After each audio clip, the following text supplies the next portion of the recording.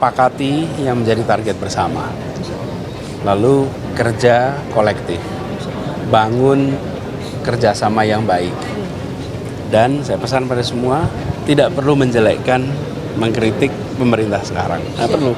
Ini relawan itu konsentrasinya untuk menjangkau warga untuk proses pemenangan. Tidak usah. Dan saya pesan untuk saling mengisi satu sama lain.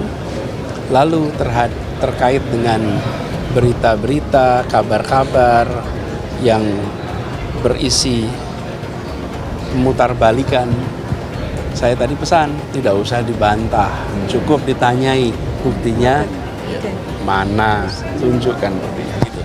Itu sih pesan-pesan utamanya. Ya, Indonesia atau kita singkat Mas Anies mengadakan kegiatan ruahan karena ini menjadi tradisi di masyarakat kita, ekspresi ubudiyah yang sudah familiar dan dilakukan di masyarakat kita, yaitu mendoakan kepada para leluhur, para muassis dan para pejuang-pejuang yang telah mendahului kita.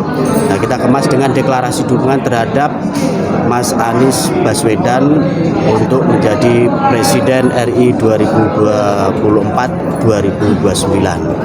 Nah, harapannya setelah ini kita akan melakukan konsolidasi ke berbagai daerah dan wilayah, simbol-simbol dan jejaring yang sudah kita bangun komunikasi selama ini akan segera kita intensifkan, akan kita maksimalkan, dan juga nanti akan dilakukan deklarasi di beberapa daerah, khususnya di kantong-kantong yang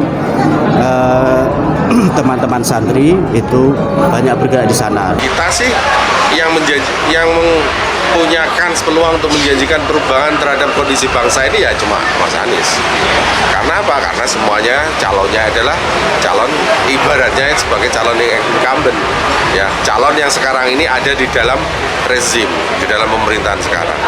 Ya, apa yang kita harapkan dari mereka, yang mereka sendiri itu sekarang itu ya dalam tanda kutip ikut membuat negeri ini semakin nggak karu-karuan. Nah, kita berharap dengan Anies ini kita nanti akan perbaiki negeri kita, dan tentunya yang paling ingin kita capai adalah perubahan. Dan juga para masyarakat yang mempunyai amaliyah atau ubudiyah yang menjadi ubudiyah mainstream di masyarakat kita.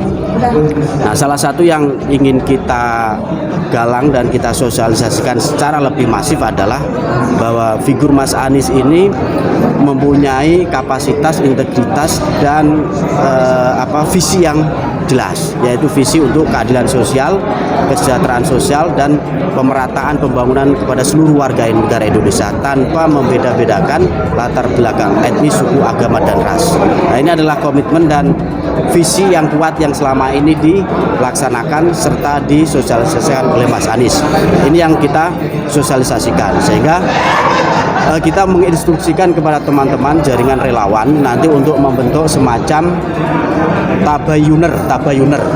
Tabayuner itu artinya orang-orang baik secara individu, kelompok, komunitas, dan jejaring untuk melakukan cek, recheck, dan klarifikasi berita-berita, informasi yang tidak benar, informasi hoax. Yang punya latar belakang santri tentu hanya Anies Baswedan, baik secara biologis maupun secara psikologis dan sosiologis. Kenapa penting? Ya, karena mayoritas masyarakat Indonesia ini adalah Islam Muslim. Jadi walaupun seorang Prabowo dan Ganjar Pranowo berlatar belakang Islam juga, tetapi kan mereka tidak merepresentasikan arus utama Islam di dalam politik mereka. Anies juga sebenarnya tidak, ya. Tetapi kan kita bicara titik pijak.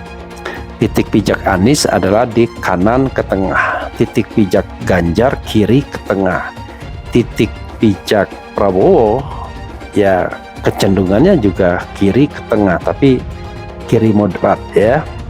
Karena kalau kita bicara tentang tipologi partai politik, pengusung Anies itu sebenarnya juga tengah kiri juga. Ketua Formas Nusa Bangir relawan Anies Baswedan di Jombang. Dikutip dari Birawa, Jombang, Ketua Formasnu Ahmad Rauf Kusairi menyambangi para relawan Anies Baswedan di Dusun Jemparing, Desa Pakel, Kecamatan Bareng, Kabupaten Jombang, Sabtu sore 19 Agustus. Di lokasi, Ahmad Rauf Kusairi bertemu sekitar 20 relawan Anies Baswedan.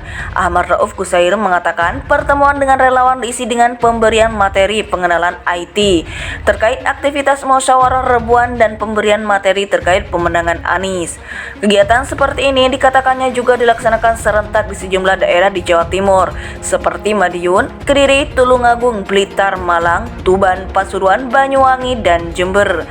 Mas Anies itu kan ada aktivasi dan mengaktifkan namanya musyawarah rebuan. Jadi tiap hari Rabu relawan Mas Anies itu kumpul. Terus rutin sampai nanti pas coblosan hari Rabu, getok tular istilahnya. Mulai dari tingkat desa tadi, kita aktivasi 20 orang dari 20 desa, ujar Ahmad Rauf Kusairi. Dari 20 orang 20 desa itu nanti di hal sama juga sama, di daerah-daerah lain juga sama, nanti akan berkembang terus. Nah, intinya musyawarah rebuan itu nanti mereka akan mengumpulkan aspirasi apa di masyarakat, sambung dia. Persoalan-persoalan yang dihimpun para relawan itu kemudian diupload di link yang sudah disiapkan, dan itu nanti bisa termonitor secara nasional di Jakarta, tandasnya. Di samping merumuskan aspirasi, lanjut dia, kemudian para relawan memberikan saran atau masukan agar Anies Baswedan bisa menang di daerahnya pada pemilihan presiden Pilpres 2024. Di Jawa Timur inilah penentu kemenangan wilayah pertarungan Jawa Timur. Bagaimana Mas Anies ini harus menang di Jawa Timur walaupun selisihnya sedikit, pungkasnya. Ketua Formasnu Ahmad Rauf Kusairi menyambangi para relawan Anies Baswedan di Dusun Jemparing, Desa Pakel, Kecamatan Bareng, Kabupaten Jombang, Sabtu sore 19 Agustus. Di lokasi, Ahmad Rauf Kusairi bertemu sekitar 20 relawan Anies Baswedan. Ahmad Rauf Kusairi mengatakan pertemuan dengan relawan diisi dengan pemberian materi pengenalan IT terkait aktivitas musyawarah rebuan dan pemberian materi terkait pemenangan Anies. Kegiatan seperti ini dikatakannya juga dilaksanakan serentak di sejumlah daerah di Jawa Timur seperti Madiun, Kediri, Tulungagung, Blitar, Malang, Tuban, Pasuruan, Banyuwangi, dan Jember.